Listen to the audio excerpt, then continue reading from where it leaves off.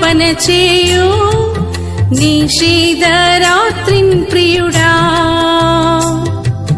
నిత్యము మాకై విజ్ఞాపన చేయు నిషిధరాత్రిన్ ప్రియుడా.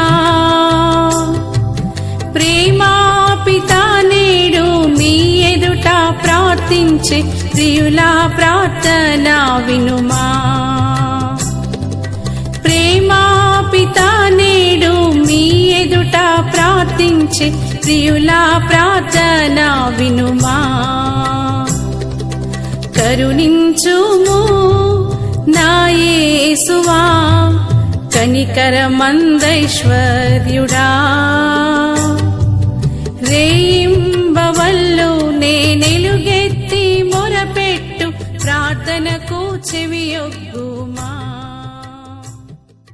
ఆశీర్వాదాలన్నీ నావే. క్రీస్తు ప్రార్థిస్తున్నాడు.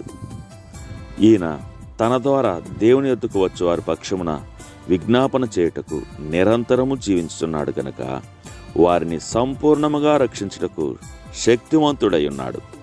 హెబ్రీ 7:25. క్రీస్తు నీ కోసం ప్రార్థిస్తున్నాడు.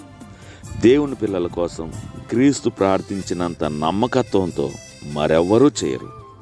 నూతన నిబంధనలోని చాలా ప్రార్థనలు విజ్ఞాపన ప్రార్థనలే. ఒకరి గురించి ఒకరు ప్రార్థించుకోవాలని ఆజ్ఞను పొందాం. ప్రతి విశ్వాసి కోసం క్రీస్తు ఖచ్చితంగా ప్రార్థిస్తాడు. ఈ వాక్యాన్ని లోతుగా పరిశీలిస్తే దానిలోని నిగూఢమైన సత్యాలు తెలుసుకోవడానికి మన కన్నులు తెరవబడతాయి. ఆయన దేని గురించి ప్రార్థన చేస్తున్నాడు అనేది స్పష్టమైన ప్రశ్న. ఆయన ప్రార్థనలు ఉత్తమమైనవి. మన పట్ల ఎంతో ఆసక్తి, అనురాగంతో నిండుకొనిన ప్రార్థనలు అనడంలో సందేహం లేదు. కష్టాల నుంచి విడిపించాలని దేవునికి మనలో అనేక మంది ప్రార్థిస్తుంటాం.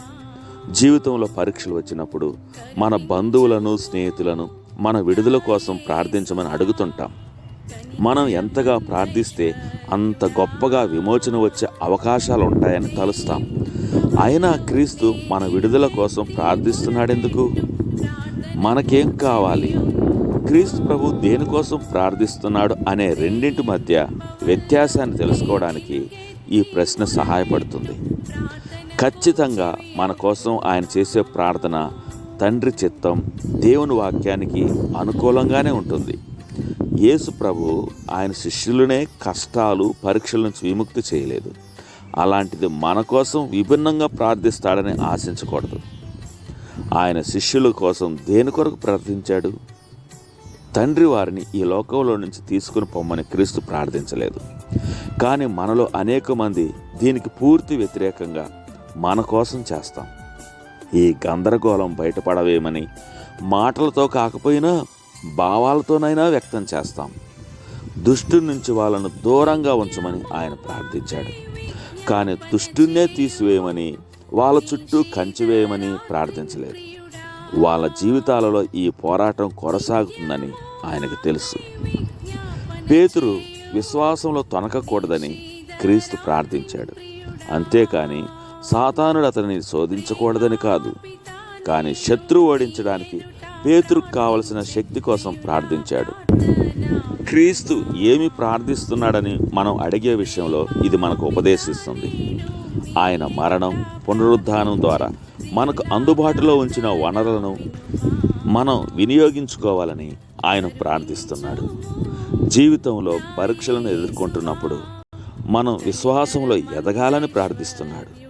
మనం ఆయన వలె మారాలని ఆయన ప్రార్థిస్తున్నాడు. తండ్రి, నేను జీవించడానికి అవసరమైన ప్రతీదీ నాకు అనుగ్రహించావు. ఆయన సంపూర్ణత, పోలికలోనికి ఎదగాలని నా కోసం ప్రార్థించే క్రీస్తుపై నమ్మకముంచాను. ఈ దినం విశ్వాసంతో నడిచి నా రక్షకుని విజ్ఞాపనతో బలపడతాను.